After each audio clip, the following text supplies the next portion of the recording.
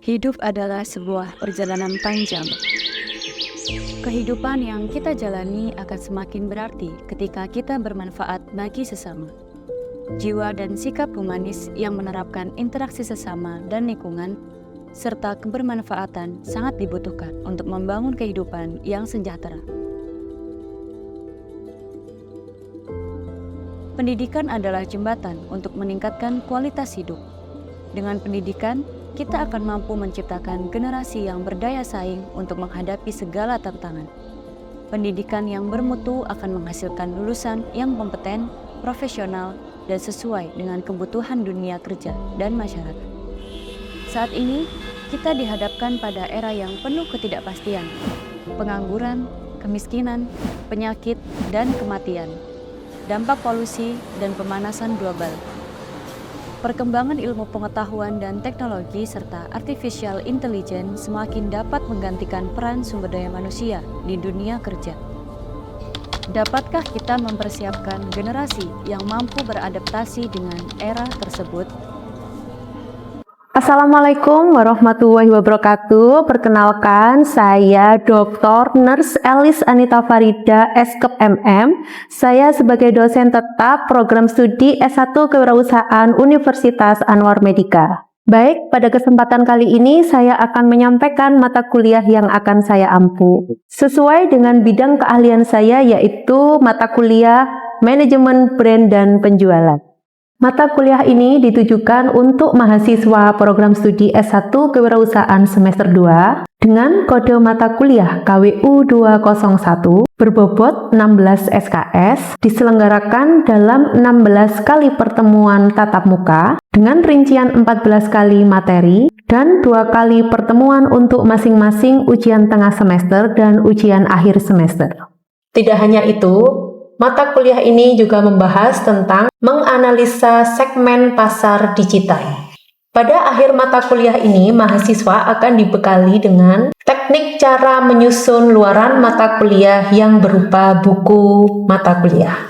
Adapun CPL mata kuliah ini yaitu CPL 3, yaitu mampu merancang dan mengimplementasikan strategi penciptaan nilai, validasi pasar, serta pengembangan usaha berbasis teknologi digital secara inovatif dan berkelanjutan dalam konteks kewirausahaan yang telah tertuang dalam RPS yang telah divalidasi oleh Ketua Prodi dan Gugus Pengendali Prodi. Capaian pembelajaran mata kuliah ini yang diharapkan antara lain CPMK 1, yaitu mahasiswa mengenali konsep dasar pemasaran digital yang digunakan dalam strategi pemasaran perusahaan serta memberikan contoh penerapannya secara sederhana dengan sikap antusias dalam memahami konsep baru. CPMK 2 menguraikan teknik branding dan komunikasi pemasaran yang efektif dalam lingkungan digital serta menganalisis relevansi dengan berbagai segmentasi pasar. Selanjutnya, CPMK 3 menjelaskan fungsi serta manfaat platform digital dalam meningkatkan kesadaran merek dan loyalitas pelanggan dengan memberikan contoh kasus yang sesuai. 3 komponen utama proses pembelajaran mata kuliah ini yaitu delivery, interaktif, dan assessment. Untuk delivery, saya memberikan materi dan RPS yang dapat diunduh oleh mahasiswa dalam sistem e-learning Universitas Anwar Medika.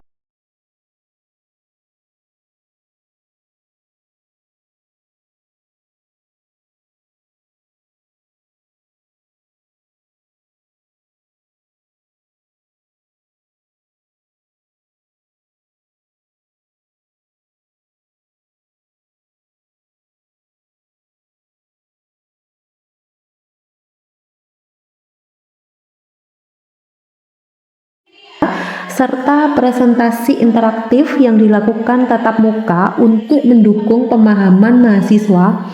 Materi yang saya sampaikan didukung oleh beberapa media pembelajaran yaitu video dan digital. Interaksi pada mata kuliah ini melibatkan komunikasi 2 arah antara dosen dan mahasiswa berupa diskusi, tanya jawab, kolaborasi, dan refleksi bersama.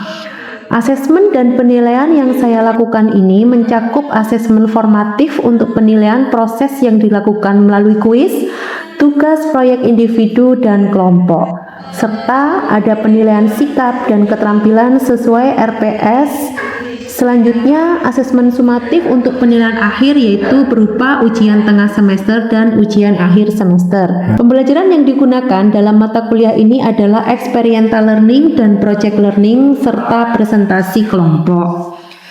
Referensi pembelajaran yang saya gunakan dalam mata kuliah ini ada berupa buku referensi karya saya sendiri dan juga buku referensi karya ahli lainnya serta artikel jurnal bereputasi yang memiliki nilai kebaharuan agar mahasiswa mampu mengikuti perkembangan ilmu pengetahuan dan teknologi masa kini. Baik, berikut adalah proses pembelajaran mata kuliah, konsep dasar brand equity, serta hubungan antara brand dan penjualan. Pada materi pertemuan pertama.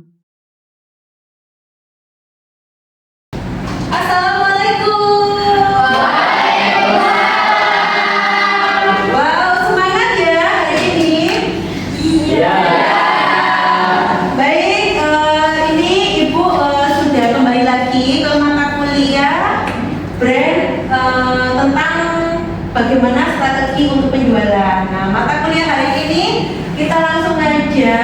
Sudah absen? Sudah. Sudah absen semua ya? Ada yang izin hari ini? Tidak. Baik, sekarang kita mulai untuk mempersingkat waktu.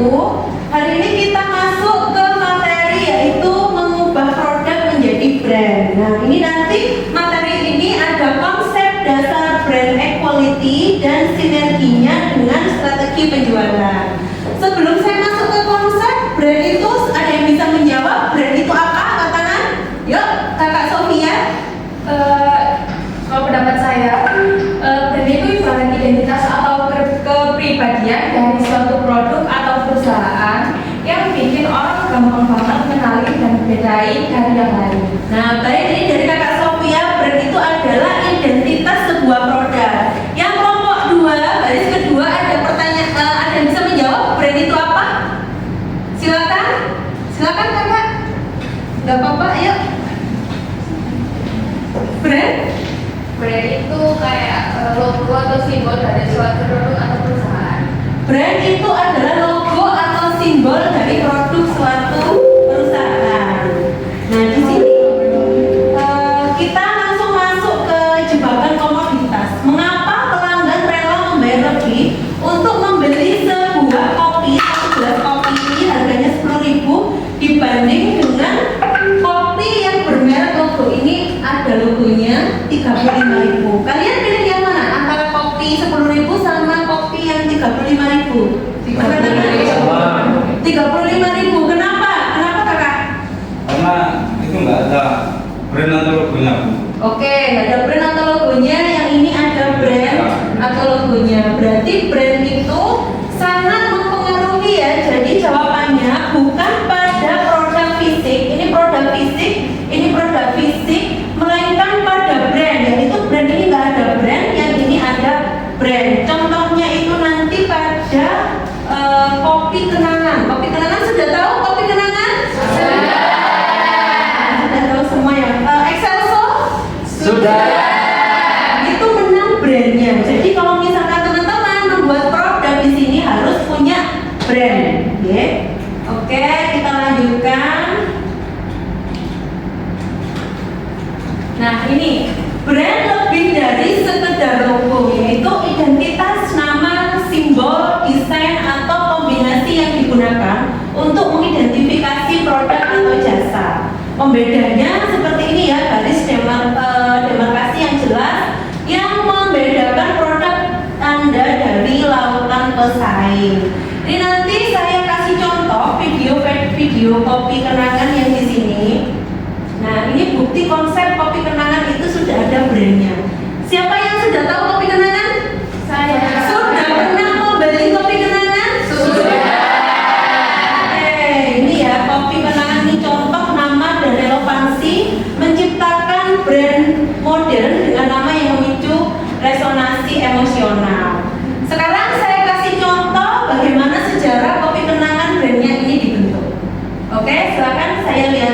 videonya.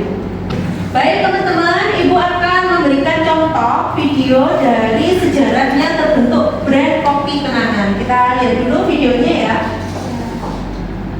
Kopi memecah 1 triliun rupiah sebelum sukses server mentang-mentang menghadapi banyak kegagalan. Bisnis teh yang ia dirikan sebelumnya untuk bisa dikatakan tidak berjalan sesuai harapan. Ia hilang banyak waktu dan uang, namun tidak menyerah. Pada tahun 2017 bersama J. Prananto dan Cynthia Darmisa, Edward memulai kopi kenangan dengan modal 150 juta rupiah, meminjam mesin kopi dan membuka gerai kecil di Jakarta. Gerai pertama mereka di Menara Standar Chartered menjual 711 kopi pada hari pertama. Dan konsep brand Evo, harga terjangkau dan kopi mantan mereka yang langsung viral di sosmed. Kopi kenangan berhasil menarik hati pelanggan. Pertumbuhan mereka luar biasa. Dalam waktu singkat, mereka membuka ratusan gerai bahkan berekspansi ke negara tetangga. Pada tahun 2021, kopi kenangan resmi menjadi unicorn dengan pendanaan lebih dari 1,5 triliun rupiah. Baik, itu adalah contoh video yang sudah Ibu berikan.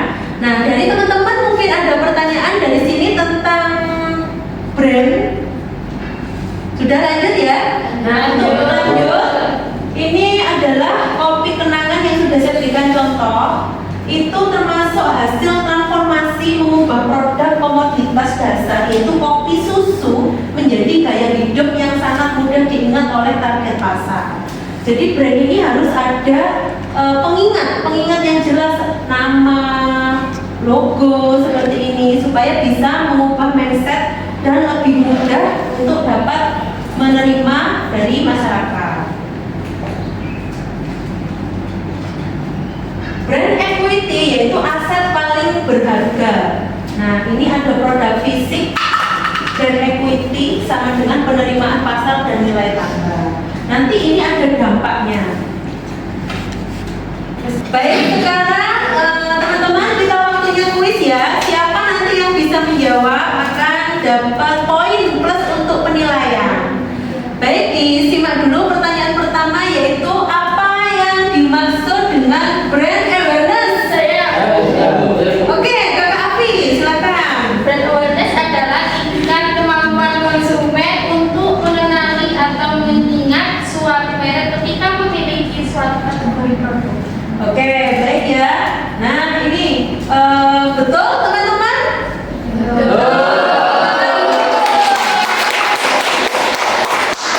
Baik ya teman-teman, sekarang masuk ke pertanyaan kedua ya. Pertanyaan kedua, mengapa brand awareness itu penting bagi suatu perusahaan? Siapa yang bisa? Ayo. Kakak Cynthia, silakan. Karena dapat meningkatkan kepercayaan konsumen, mempengaruhi keputusan pembelian, serta membuat merek lebih mudah diingat dibandingkan pesaing.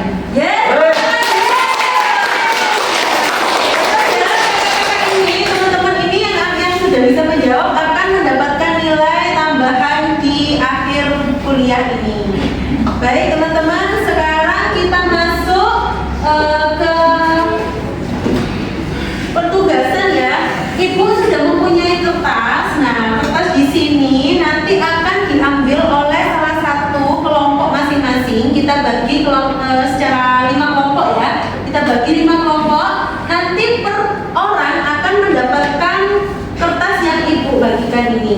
Siap-siap, satu kelompok akan diwakili 1 orang untuk maju mengambil kertas ini. Jadi satu kelompok ini nanti 5-5 ya.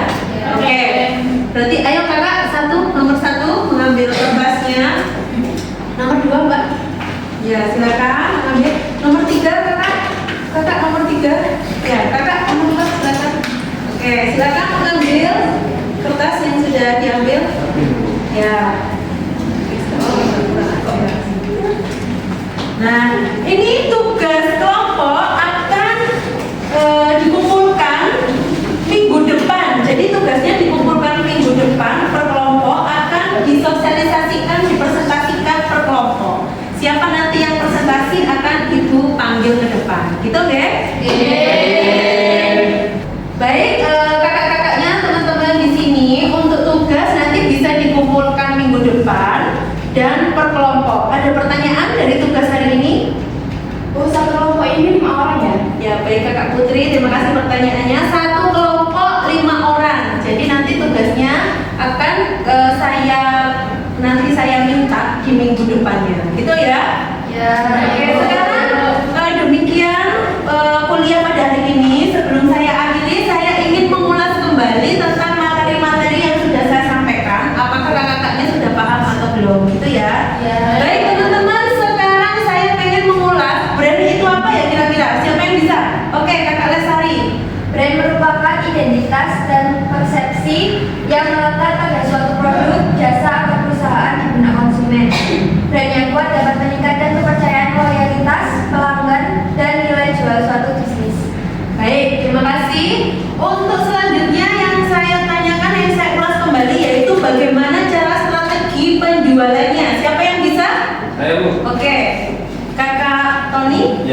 Strategi penjualan merupakan perencanaan struktur yang dirancang untuk menjangkau target konsumen. Oke, baik, terima kasih. Kita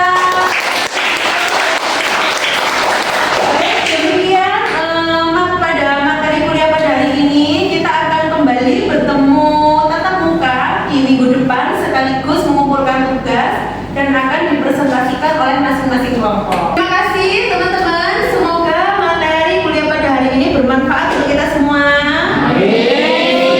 Buat teman-teman semuanya.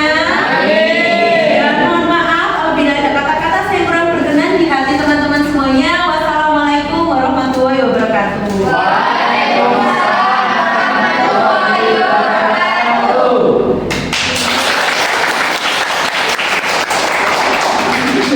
Baik, sekian video mata kuliah dengan materi konsep dasar brand equity, serta hubungan antara brand penjualan dengan strategi penjualan. Video ini digunakan sebagai salah satu syarat penyusunan dokumen pernyataan diri dosen dalam unjuk kerja Tridharma Perguruan Tinggi atau PDD UKTP Sertifikasi Dosen Gelombang 1 tahun 2026.